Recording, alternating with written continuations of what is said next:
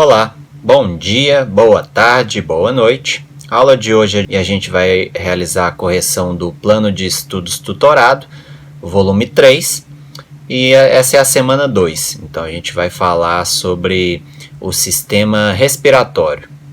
Essa aula foi desenvolvida para os alunos do 8º ano da Escola Estadual Nila Fará no ano de 2020. A primeira pergunta é o seguinte: qual a função do sistema respiratório? Então, o sistema respiratório vai garantir aí que o oxigênio entre em direção às nossas células e oxigênio ali nossas células e garanta o bom funcionamento do nosso organismo. Então, entra oxigênio e sai gás carbônico. Pergunta de número 2. A faringe é comum a quais sistemas do corpo humano? Então, a faringe, como a gente viu na nossa aula de sistema digestivo, ela faz parte também do sistema digestivo.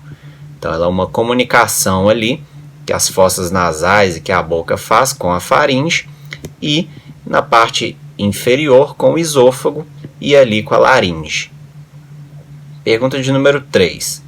Quais as funções das fossas nasais? Então, as fossas nasais elas vão umedecer o ar e aquecer o ar, porque um ar frio vai irritar as vias respiratórias. Então, ela tem essa função de aquecer o ar para garantir um funcionamento melhor do sistema respiratório. Ela vai umedecer esse ar para evitar a perda excessiva de água durante o ato de respiração. E também essas fossas nasais, elas vão conter ali, elas vão produzir nessas células um muco. E esse muco vai servir tanto para lubrificar quanto para filtrar também partículas estranhas, né? O muco ele vai umedecer o ar, vai garantir uma filtragem, uma filtração desse ar, porque as partículas estranhas vão ficar aderidas ali a esse muco. E além disso, essas fossas nasais vão possuir também cílios, né, que são filamentos celulares microscópicos que vão purificar ainda mais o ar, vão filtrar essas partículas e micro-organismos estranhos que estão adentrando aí nesse sistema respiratório. Pergunta de número 4. Qual a função da traqueia? A traqueia, então, vai ser uma passagem ali que vai garantir que o ar entre em direção aos pulmões, mas assim como as fossas nasais, ela vai ser revestida também por muco, que vai ter essa função ali de umedecer o ar, de filtrar contra partículas estranhas esse ar. E a traqueia vai possuir também os cílios, que são essas estruturas, esses microfilamentos ali que vão garantir uma maior purificação desse ar. A pergunta de número 5. O que é a hematose? A hematose é a troca gasosa, né, que acontece ali no interior dos pulmões, ali nos alvéolos pulmonares. Então, lá nos alvéolos pulmonares, o gás oxigênio é transferido para os capilares sanguíneos e os capilares sanguíneos transferem o gás carbônico para esses alvéolos pulmonares. E aí esse gás carbônico vai ser eliminado no ato da expiração. Onde ela ocorre? Bom, essa hematose vai ocorrer no interior dos pulmões, ali nos alvéolos pulmonares. A pergunta de número 6 é a seguinte: quais são os movimentos respiratórios? Então você tem o movimento de inspiração e o de expiração. No movimento de inspiração, ocorre ali uma contração dos músculos intercostais.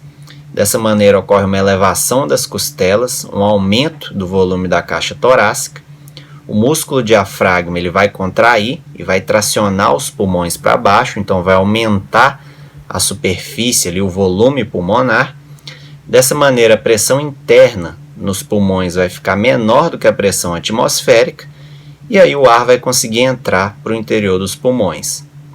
Quando ocorre o movimento de expiração, ocorre um relaxamento da musculatura intercostal, então diminui o volume da caixa torácica.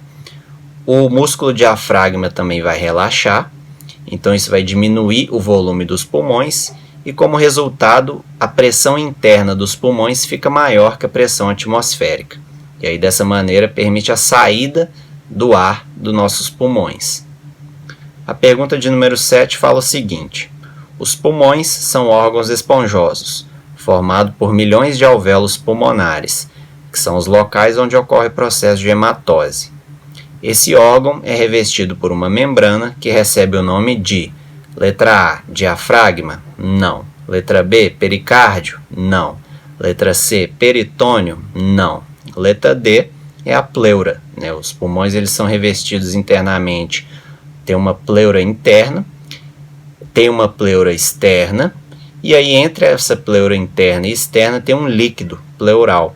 Então ele vai garantir o deslizamento dessas pleuras aí nos movimentos de inspiração e expiração, quando ocorre a expansão e contração dessa caixa torácica e do volume ali pulmonar também. A pergunta de número 8 é a seguinte: durante a respiração, quando o diafragma se contrai e desce, o volume da caixa torácica aumenta. Por conseguinte, a pressão intrapulmonar, letra A, diminui e facilita a entrada de ar. Tá certo. Ela vai diminuir e facilitar realmente a entrada de ar. Letra B, aumenta? Não. Letra C, diminui? Certo. E dificulta a entrada de ar? Não. Letra D, aumenta? Tá errado. Então, esse movimento aí que está caracterizando é o movimento de inspiração. O diafragma ele vai tracionar o pulmão para baixo, vai aumentar o volume pulmonar. Dessa maneira, a pressão interna dos pulmões fica menor do que a pressão atmosférica e permite a entrada de ar para os pulmões.